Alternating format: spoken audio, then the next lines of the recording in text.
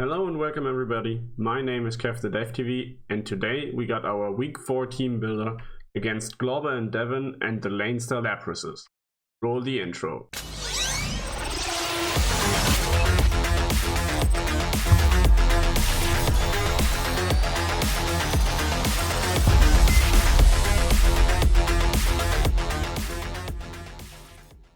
This is our first week playing against another content creator and I'm stoked to see the other side after the battle. But for now, we focus on the team builder. In case you don't know Glauber and Devin yet, definitely give their channel a visit. There's a link for them in the upper right corner of the video right now. And there's also a link in the description of the video right to their channel. So if you haven't seen their channel yet, definitely make sure to check it out. They do a lot of great content and honestly it's just hilarious to watch them play while they battle together on one console. If you're not subscribed to my channel yet, definitely make sure to do so and turn on the notifications, leave a like on this video and all the good stuff. At this point I'd also like to give a shout out to all the amazing players of the UGA Draft League.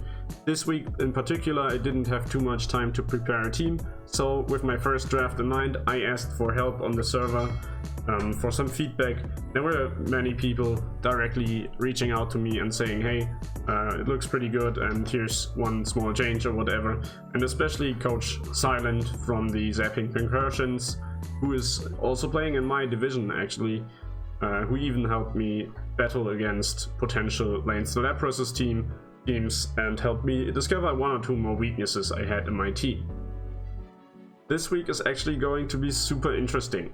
Not only am I up against another content creator, they also battled against a very similar team to mine in the previous week against our week 3 opponent, the San Diego Sharpedos, who also run a colossal team. Because they actually lost 2-0 to that team, I believe that they will have some crazy adjustments for the veg this week and got some cool surprises up their sleeves and I can't wait to see what they bring, and honestly I'm a bit scared. However, there's 3 Pokemon I expect them to bring. The first one would be Hatterene.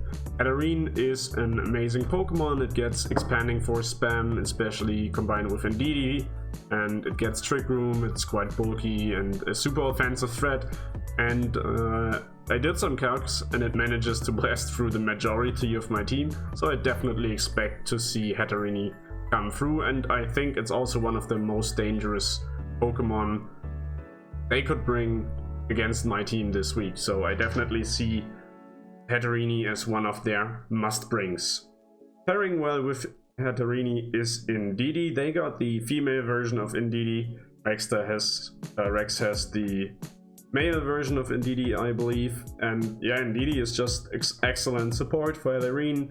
It also gets expanding force spam, it gets redirection, it's bulky AF, and you know, it can even run Psychic Surge with the Psychic Seed, which then increases the special defense by 50%, and that was Colossal perfectly fine, and I really think that this is going to be their answer to my Colossal lead, because if they lead that, I will have a hard time burning through these 2 Pokemon in the beginning. Next up would be Lapras, and Lapras is an amazing counter to my Colossal and also my counter to my Lapras counter, which would be Gastrodon, thanks to the freeze dry move it gets. And this is also why I expected to be running a special set rather than a physical set, which they showed in week 1 or 2 I believe. And if they are not running a special set, they will be running at least a physical special hybrid set, so they can run Freeze Strike properly, because that's basically the only way they have to touch my Gastrodon with Lapras. And you know, if Lapras is on the field, I will bring Gastrodon in for sure. As for the likely Pokemon, I expect either Alcremie or Riolu. I think Alcremie is more likely because I expect a special Lapras, and Alcremie supports the special Lapras version better than Riolu does. It gets some nice moves that cripple my Pokemon as well, like Charm or Fake Tears and so on. And I just think that this is the more likely version to have. Then we got Riolu, which might also very well come through. It's the second good support option they have for Lapras, and you know, with coaching they could run an awesome physical set, which they already showed. They can set Copycat Trick Room with Prankster, which is why I think it might come through. And when they bring Riolu plus Hallorini, I really have to be careful whether they expect me to expect the Copycat Trick Room or not. Like, I could fake out the Riolu and then prevent the Copycat, of course, in the first turn. But if they see that coming and instead protect or do whatever on the Riolu and then use Trick Room on Hallorini, I would be screwed. So I have to play the mind games with them. Kangaskhan is another Pokemon that I think is going to be very likely to be shown this week. It can run some scary sets, for example Fake Out on Last Resort. It can run Scrappy so it gets immunity to my Intimidate. It can hit my Dusclops. It can even fake out my Dusclops. And that would be a great opportunity for them to have in the team. Alolan Executor is the last Pokemon that I think is likely to come through this week, mainly because I have Gastrodon in my team and it's their best option to have in the back in order to counter out my Gastrodon. Literally any move from Executor would one-shot my Gastrodon, so I need to be careful with that, and they probably will be running it. As for not so likely picks on their side, I have listed Palossand and Excelgor. Palossand, dude, I've got Gastrodon on my side. There's literally no way they would be mad enough to run Palossand Excelgor into a team that has Gastrodon, right? Because I can just Storm Drain the Shuriken thingy away with the priority, and then Palossand is not really a threat anymore. However, it's still one of the bigger threats to my team, especially one of the bigger threats to Colossal, and they definitely want to have an answer to Colossal this week, so maybe they change things up and bring it in this week. And if Palossand comes through, Excelgor will come through as well, and vice versa. I don't see any of them to be, on their own. And this is also another reason why I think it's not so likely to come through, because I can't see them replacing a total of 2 Pokemon on their team just to bring that Palossand Excelgor lead, which potentially doesn't even pay off in the end, thanks to my Gastrodon. Then we have Type Null. I don't know when they drafted it. I honestly thought it would be a threat and would be a cheap Silverly, but I looked up the moveset and I didn't think it gets anything noteworthy, so I don't really respect that pick this week and don't think it's gonna happen, and if it's gonna happen I will likely have some good answers to it. It doesn't even have the ability that changes its type, so that's even better for me. Raichu I don't see as likely as it would maybe be, because Raichu gets Lightning Rod and I do have Boltund, which kinda counters Lapras, but honestly I'm also very likely going to bring Gastrodon, and Gastrodon just demolishes Raichu, so I don't think Raichu is going to come through. If it comes through, I wouldn't care for it too much. It still gets some very annoying moves, but I think the other supports and other options they have in the back are just more likely than bringing Raichu.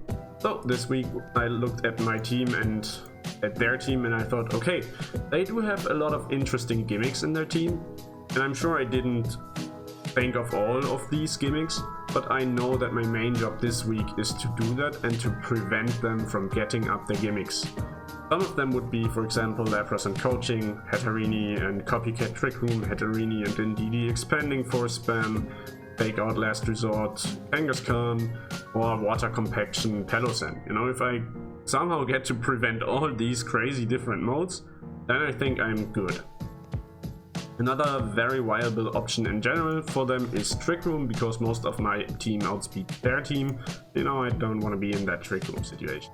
So I see 3 must-brings for me this week. The first 2 ones are Sneasel and Colossal. You can't mention one or without the other, probably. Not this week. Sneasel mainly because it's a great support for Colossal. It gets Fake Out, so I can prevent Prankster Trick Room Copycat. If I go for the right prediction there. I get Icicle Crash as stab type coverage for Alolan Executor, which would be amazing. Then I also have an EV spread on the Sneasel, which is EV'd specifically to outspeed Raichu in case it comes through, so that I have the faster fake out in the turn. Then I do have Brick Break, which, you know, obviously against Gigantamax Lapras, I just need Brick Break. Colossal will be able to hit a lot of threats. It's a pretty standard set, weakness policy, steam engine, and all the basic moves. Max Overgrowth allows me to hit Lapras pretty hard as well, which is nice in case I need to face it. Then Max Flare will also allow me to just change the weather and make me survive a wave, a turn maybe. It of course can also set up Volcliffs for the amazing residual damage. And I need to be careful because it's kind of weak to Pelosand and Lapras, but I think I have good ways to work around these two modes. And if I get to use them, then Colossal can do some really great work. And I also have Gastrodon in my team, so that's fine. Next must bring is Gastrodon. Gastrodon, as I said, is a good counter to a lot of things they have in their team. It hard loses to Executor, so I need to run Ice Beam for coverage, and I also EV'd it in a way that I underspeed Executor, and thanks to this I can technically KO it in Trick Room before it gets to attack my Gastrodon, which is nice. And yeah, in most scenarios I figured that they would probably get up Trick Room, and then I have to work with that, which is why I choose to underspeed instead of outspeed it. It also decently walls a lot of special attackers, so if I want to control the pace of the game, Gastrodon is a good option. As for my options that go well with my team so far this week, we have, first of all, Dusclops. I really wanted to bring Dusclops for a long time. This was part of my first draft, and I wanted to run Trick Room and Prison because this was, yeah, kind of my main idea to prevent Trick Room again this week. Also, I was running Bulldoze to proc weakness policy on Colossal and Trick Room and blah. However, it did not really do as much as I wanted in my preps, especially because of the copycat Trick Room option, which completely nullified the use of Imprison on my Dusclops. So I choose to kick it out, and also aside from Trick Room Imprison, it didn't really do anything on my team. And I kind of thought, okay, I need something better than this in my team for this week. And the better option for this week is definitely Pinsir. I'm going to run a pretty bulky set with Pinsir this week. I think I have 188 special defense and even assault vest. But this actually allows me to live a lot of hits from most of their heavy hitters, even from Dynamax versions of them. Since I expect Lapras to also be a special set this week, the only physical attacker that I have to be afraid of is Kangaskhan. And I'm absolutely okay with not living hits too well from Kangaskhan, especially because I expect to outspeed it. You know, Kangaskhan has 90 base speed, but I don't really see a lot of speed investment in Kangaskhan. And I EV'd my Pinsir this week to outspeed Alcremie, which hits a maximum speed of 116, so I'm running 117, so I can even attack before a potential charm comes off, without having to rely on the speed tie. Another good thing about Pinsir this week is that it manages to OHKO a lot of things on my opponent's team. I can knock out Indeedee. This is basically the only way I have in my team to reliably one-hit KO Indeedee. And that is something I figured would be extremely valuable to me. So I said, okay, I definitely need the Pinsir on my team, and even after I knocked out the Indeedee, I still get to do a lot of damage to Katarrini, Pelosand, Lapras. You know, for Lapras I even have Stone Edge as coverage move, stuff like that. And the set, I feel like the set is pretty good, and I worked on the Pinsir set the most in my team this week, I would say. I'm even also running Moxie, so I get more attack stats. I'm a bit afraid of my opponent maybe going for a hard crippling set this week, but the only mon on my opponent's side that could really cripple my Pinsir is Alcremie, and if I get to deal with it, then Alcremie can't really cripple Pinzier, which is nice. Next up we got Corviknight. Corviknight, yeah, the typing just fits well into the team, so I wanted to bring it. It counters the fairy types my opponent has, like Alchemy and Hatterene. It switches in well to Palossand. It can do some good work against Lapras. I'm running a bulky set, of course, with leftovers and roost and that stuff. And I'm also running Defox, so I can counter potential terrain shenanigans, which were also giving me kind of hard headaches this week because of expanding force and blocking my priority moves and that stuff. The last Pokemon that actually went into my team this week is Boltund. Boltund has some amazing support sets, and I really think it's a really solid pick on my end. And this week I'm going to run Eerie Impulse and Charm for Lapras, Hatterene, Kangaskhan, all these types of Pokemon, so I can cripple them and stall a bit longer, like survive their Dynamax and so on.